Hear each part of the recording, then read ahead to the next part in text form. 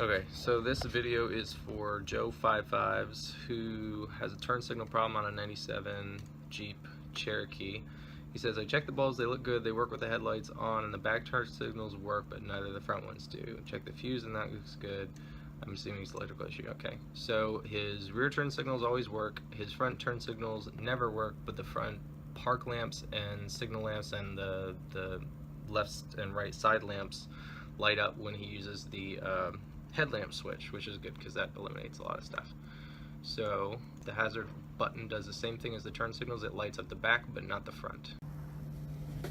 Okay, so here's the Haynes manual for the 97 and later front lighting circuit, and this is the headlamp switch, which is working. So when he puts it on, it's turning on all this stuff going through there to this and this and this. Okay, so splice 104 is what's supplying power to those lamps. Left side marker lamp, left park turn signal lamp, 1 and 2, because they actually use two lights in the same housing. So all three of these lamps here are being lit up on splice 104. That's where they're getting their power, and they're all, well, these two are getting ground here on G106. So the ground is good for the lamps because it only uses one ground for each side. But you have two sides for each bulb where you can turn them on. I don't know where the ground is for this or how this lamp works, but in any case, we've eliminated a whole bunch of stuff because the ground works, the at least one side of the bulbs works, and if you needed to test for the bulbs, you could pull one bulb out and turn it 180 degrees so that this connection would be over here, and then test the headlamp again, and if that light still works, then you'd know that that you don't have a bulb problem anywhere. So the turn signal switch is on has a different circuit that supplies voltage to the other side of each light, and again, I don't know how that one works, but it's got a different connection to each light that goes to the same ground. So this circuit is what's not lighting up. Now if we go to this page, this is where we have the turn signal hazard switch, multifunction switch. So we've got our turn signal input and hazard flasher input coming in here, and this is doing some really complicated stuff to close all these circuits for whatever. Okay, let's just say that the hazards are on, and now we're getting a flashing signal here on these two, A and D. That's left and right turn signal lamp for the rear of the car. I can show you that. D. Okay, so here's D, and that goes to here, and there's a trailer tow, and so that's the rear of the car.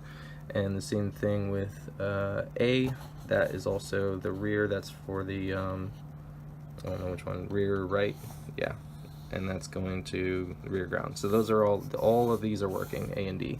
So B and C go to splice 209 and 212, and that's your front, these are your front turn signal lights.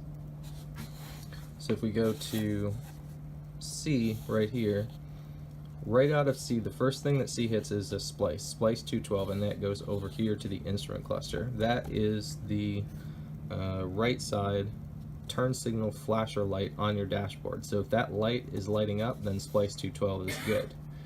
And on the other side, we have the same thing here with B, which is for the front left turn signal. It hits splice 209, and splice 209 connects to the instrument cluster. So if you have a left turn indicator, then this splice is okay.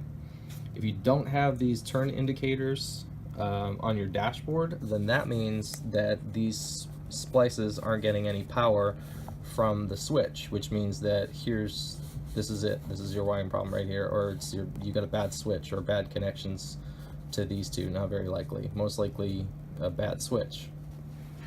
If the turn indicators are lighting up on the instrument cluster for the left and right, then that means that these splices are good and the switch is working, because the switch supplies power to those splices.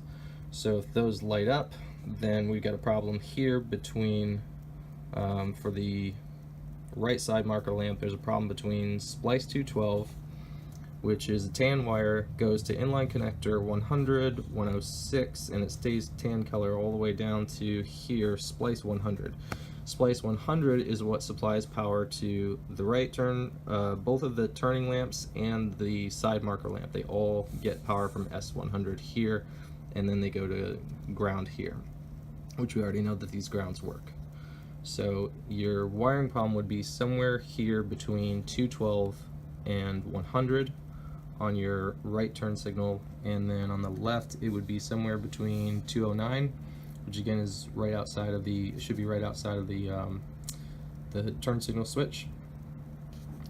So somewhere between 209 and 105 on the left turn signal, because 105 is what supplies power here to the turn signal lights and side marker lamp for that circuit. So you've either got a wiring problem there and there, which doesn't seem very likely, or you have a problem here in the switch where you're not getting any power to go out from the switch here.